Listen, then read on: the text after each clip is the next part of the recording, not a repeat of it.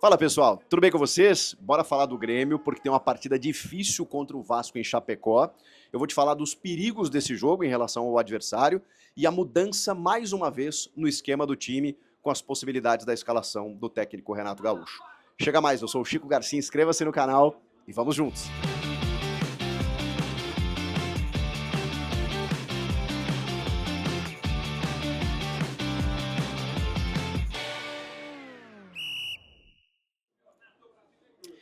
Vamos lá, né, pessoal? Vamos reagir depois do que aconteceu em São Paulo, na Neoquímica Arena, depois do áudio do VAR, cada vez mais complicador aí, né? O Pablo Ramon Pinheiro convencendo o Alex Stefano, né, de que havia uma penalidade, quando na verdade não aconteceu. Uma força desesperada para encontrar o pênalti. E que irritou ainda mais, né, a direção do Grêmio, os torcedores do Grêmio, mas não tem mais o que fazer. Foi um ponto conquistado aqui em São Paulo, depois dos 3 pontos contra o Vitória, e esse ponto em São Paulo, ele pode ser considerado num pacote positivo se o Grêmio vencer o Vasco da Gama neste domingo.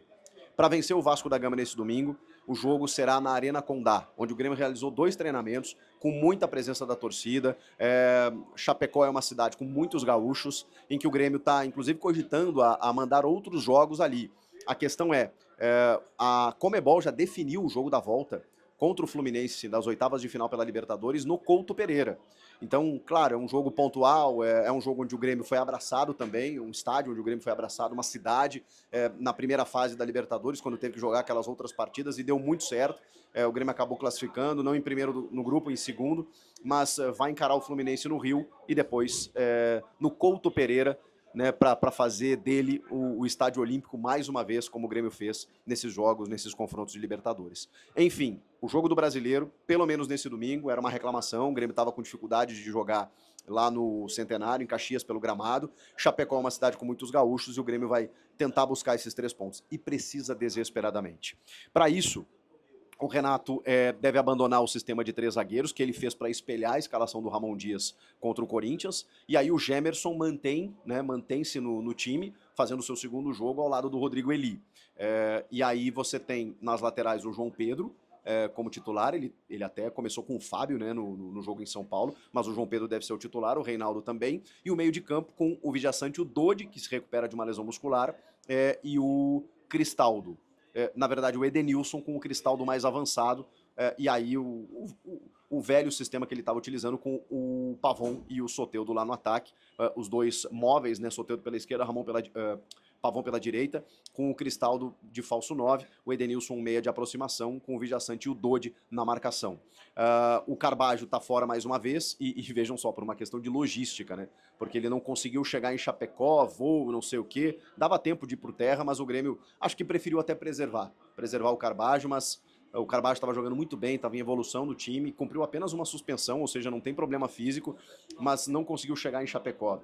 Meio estranha essa situação, mas eu imagino até que o Renato deva ter dito, não, segura ele que eu vou usar na Copa do Brasil na quarta-feira contra o Corinthians. Eu imagino que seja isso. Enfim, é um time suficientemente bom para vencer o Vasco da Gama, só que o Vasco tem os seus perigos, eu já vou falar sobre isso. O Grêmio também precisa começar a utilizar os jogadores contratados, né? Porque você tem aí o Aravena, tem o Monsalve, que é um meia que tem se destacado nos treinos, e tem o Arezzo, que é um centroavante, é um 9 contratado para isso. O Renato tá falando em ritmo de jogo, que ele precisa adquirir, mas, cara, não dá para entrar aos 37 do segundo na Neoquímica Arena, como aconteceu. Ele tem que entrar mais cedo, pelo menos, né? No segundo tempo, aos 10 do segundo, 15 do segundo. A gente precisa ver mais esse cara, ele mostra muito talento e muitas ferramentas. E o Grêmio, de novo, vai sem um centroavante. Rapidinho sobre os negócios do Grêmio, o Galdino parece estar indo embora mesmo para o UFC Tóquio, e uma proposta maravilhosa, né, de $1,5 milhão, né, 8 milhões de reais. O Grêmio pagou $1,5 milhão de reais para comprá-lo junto ao Tombense. Então, assim, vai fazer um grande negócio, e é um jogador que perdeu espaço mediante a tantas contratações recentes pro setor de ataque. O Diego Costa tá para voltar, existe uma expectativa de que ele retorne até de uma forma antecipada em relação ao que se previa, né? Ele voltaria apenas em setembro, uma lesão muscular grave, né, de 3 meses parado, mas ele tá mostrando evolução e pode ser que atue no jogo da volta, inclusive, contra o Corinthians, o jogo que a gente não sabe onde vai acontecer, mas no dia 7 de agosto, o jogo de volta da Copa do Brasil. Isso daqui uns 20 dias. Diego Costa voltando, e isso trata-se de uma grande notícia para os gremistas. Falando um pouquinho do Vasco da Gama, o Vasco não é mais aquele time que brigou para não cair no ano passado, pode ser até que não esteja numa condição de tabela muito interessante pelo time que tem, mas eu queria destacar alguns pontos aí. É um Vasco que se recupera em termos de até administrativos, né, com o Pedrinho, o presidente do clube associativo, tomando a frente por conta dos todos os problemas da 777. Então, assim, tá tomando um pouco mais as rédeas do clube, organizando um pouco mais a casa, dando um pouco mais de comando e trazendo Felipe Coutinho, né?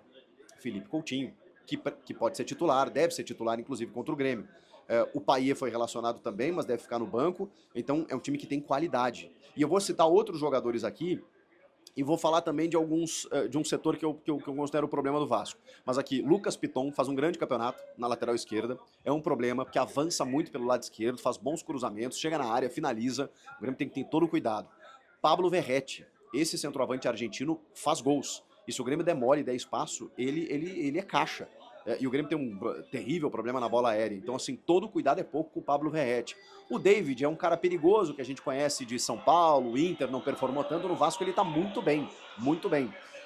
Tem alguns outros jogadores no meio campo ali que estão fazendo uma boa competição, uma boa temporada, fixados ali o Hugo Moura e o Matheus Cocão, estão muito bem nesse quesito, mas realmente a defesa do Vasco, ela inspira cuidados para os vascaínos. A gente tá falando do Maicon, o Maicon Carequinha, aquele já veterano, né, ex-São Paulo, que, cara, ele é muito lento.